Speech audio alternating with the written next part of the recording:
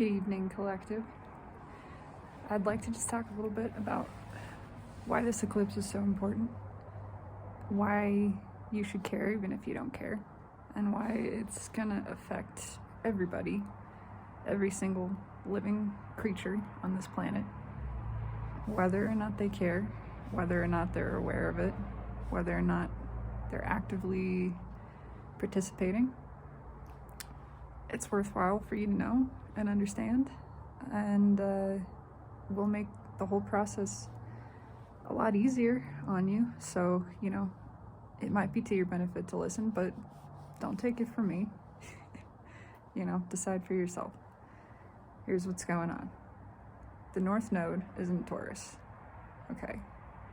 In non-astrological speak, that just means the soul's path, the destiny that each person is born with, is in a very grounded position right now. And there's a lot of ways to interpret that. However, my interpretation, personal interpretation, which takes into account all of the energies circulating right now, including the fact that there is a full eclipse happening with the moon in Taurus, is that this is a call for every soul to begin grounding that path into reality, to begin walking that path on this earth. Okay. And I say this because there's been a lot of interaction also with the South Node, which is the opposite. It's the karmic destiny, the karmic lessons. Karma is not some big scary monster that's coming to punish you. Okay? Karma is negative energy. The soul craves positive energy because that's what it's made of. It's made of light, of the highest vibration, which emotionally is felt as unconditional love and appreciation. That has been measured by science. So what's happening is, number one, you are a being that is composed largely of water. Yes. We acknowledge and accept that the moon, as tiny as it is, it's close to us. It's very small compared to pretty much everything else in the solar system. But even the moon has the capacity to rule the water of our planet, okay? It literally pulls and stretches parts of the earth. Now, if the oceans are affected by the moon, I think it's fairly reasonable to suggest that our own bodies, physically in the first place, are affected by that. And in the second place, if you think about blood, yes, blood is mostly water as well, and plasma. And what is the part of your body that contains the most blood? It's your heart.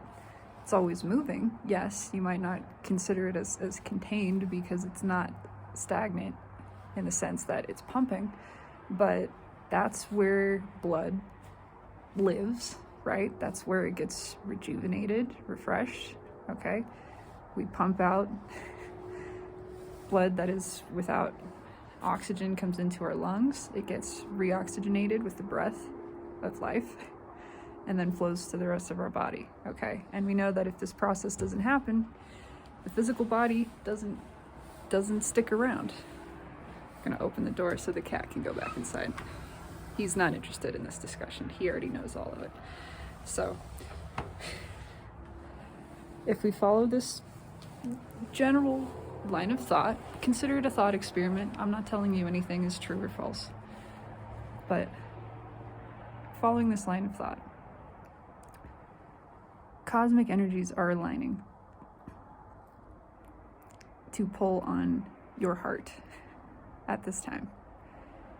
And the direction they're pulling in is that of the true heart's desire, which is the alignment of these energies all the way back to the source that is directing them. That is your soul's path, your soul's purpose. And it's different for everyone because of the exact time and place that you were born, the exact conditions of your incarnation, the exact composition of your being, okay, your soul song, your heart song. It's different for everyone, but because of the positioning of these energies, the interaction of Venus, Saturn, Uranus, Neptune, which rules the soulmate cycle, which wants to bring people together again in a meaningful spiritual way. The same thing that Venus is pushing for, the same thing that she is interacting with Saturn and Uranus right now for. And there is a massive flock of geese coming this direction. Geese, again, which mate for life, which know exactly which direction to fly at which time, not because of instinct, because of intuition. They all trade positions without communicating with each other. They share the responsibility of being at the front of the flock. When one gets tired, it doesn't turn around and say, hey guys, who wants to take over? And they don't, debate about which one is going to go to the front. They just switch because it's seamless. Anyways, point is, this affects everyone. If you are a living being, breathing air right now, you will be affected by this energy, and you will be called to follow your heart's desire and your path, your true soul purpose. And if you don't, it's going to affect your emotions in a negative way. Again, not because it's a punishment, but because that's the way it works. Your heart is the seat of emotion, okay? Your brain is the seat of comprehension, decision, but it's not what feels emotion. Your heart feels first, and the brain follows and responds by releasing a flood of chemicals that then support what your heart just decided. But the heart is magnitudes more powerful than any other component of your body, especially the brain. The electromagnetic field, the toroid that you generate with heart-focused thought, even when you focus on your heart and your feeling and that intention, that expands what some call the aura. Realistically, it's a toroid of electromagnetic energy that you are generating from yourself, and that's pretty fucking fantastical and amazing. But if you don't listen, if you don't move into alignment with the self that already exists, see, here's another important factor. The reason you're called so powerfully to step onto this path is because your higher self is already living it. What I mean by that is your higher self, there are multiple dimensions of your consciousness. Not just 3D, 4D grounded, not just 5D grounded, but all the way up. You have a higher self in the 6th, 7th, 8th, 9th, infinite dimensionality. And at this point, the energies have aligned so perfectly with such intention for such a duration of time that you are already living your life purpose in the 5th dimension. And that's really, really close dimensionally to where we are. Okay, Earth has been for most of history within the upper third, lower 4th dimension. As she is ascending in vibration, she's becoming less dense. All of reality is becoming less dense and more buoyant. And that means we're lifting up, and now we're coming out of 3rd dimensionality and stationing more squarely within the 4th dimension, which is why it's described as time being loosened, being stretched, why it's been prophesized as the end of days or end of time, not because anything is being destroyed, but because we are transcending the illusory boundary of time. And now the cat wants to come back outside. He's heard all of this, though. He doesn't need a refresher. So, anyways, long story short, whether or not you believe in any of this, it's quantum physics. And quantum physicists, most people seem to agree, know what they're talking about. Just saying. And this is in full alignment with the application of quantum physics.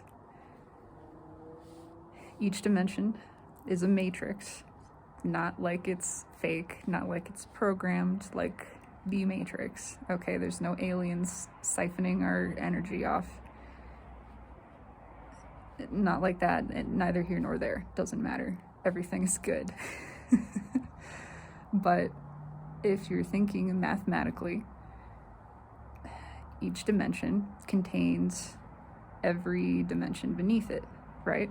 So you have one dimension, a line, then you have two dimensions, which have an intersection, and then three dimensions have a vertical intersection, and that's how we typically define reality. And every dimension is bounded by the next dimension up, the one that is untouchable, unexperienceable from the perspective of the dimension below. But we are transcending, okay? Time, the fourth dimension, has never been a thing that exists. It's just a theoretical bound for this space, right? And it kind of keeps things in a logical order. Here comes some more geese. Once you move above fourth dimensionality, you have what is known as the tesseract, where if in the third dimension, a singular point is a point in space that's bounded by time, in the fifth dimension, a singular point on the matrix is a point which contains information of both time and space. So time becomes a traversable plane, just like the physical plane, backward, forward, up and down. The higher you move in dimensionality, the more fluidity you have, the more ability to traverse this. Well, it becomes a little hard to explain at that point because things begin to mirror. But the point is, you're already living your destiny. You're already living your best life in the fifth dimension, the one that you designed for yourself, that you intended to, the one where you are so unbelievably happy and fulfilled and satisfied and stimulated, and where everyone and everything is connected in a meaningful way. That reality already exists. Not only does it exist as potentiality, it's probability now, with increasing likelihood. In fact, it's pretty much to the point of, it is to the point of, this is what's happening. And everything around us that is the current 3D is so out of date that it can't keep up. It can't sustain. It is the old, it's 3 versions ago of this software that is reality, which is the final stage. It's the UI, it's the graphics, and all of the programming underneath. That's been done for months and is running. It's operational. It's here. So all of this just to say, you always have a choice, but the choice ultimately is, how good do you want to feel? Do you want to feel shitty? You can feel shitty. You can feel really, really, really bad, and you can create this illusion that you're a victim and you have no power and you have to defend yourself and depend on others for everything, that you have to scrap and compete to survive in this cruel, harsh world. But the reason that feels so terrible is because it's not true. See, if that were true, it would feel good. That's what alignment is. It's how you know if something is false reality or not. Does it feel good? Then it's in alignment. And you know what I mean by feeling good. It's not that instant gratification, because that doesn't feel good. Instant gratification always has in the back of the mind, I'm gonna regret this, or I'm gonna miss this, or I'm gonna need more of this. That's not good. That's not good feeling. You know what good feeling is, and it's not that. Okay, good feeling, true, unconditional love, confidence, assurance, that is sustained in the self, that is born in the self, lives in the self, needs not one other person or thing to validate it, to confirm it, to even encourage it. In fact, it flies in the face of all those things. True good feeling is the kind of emotion that says, I don't care what you say, I'm following my heart because this feels right, this feels good. And I couldn't live my life, I couldn't live with myself if I didn't do this. It's worth it. It's worth whatever risk. I'm gonna do it. That's alignment. And that's how you know.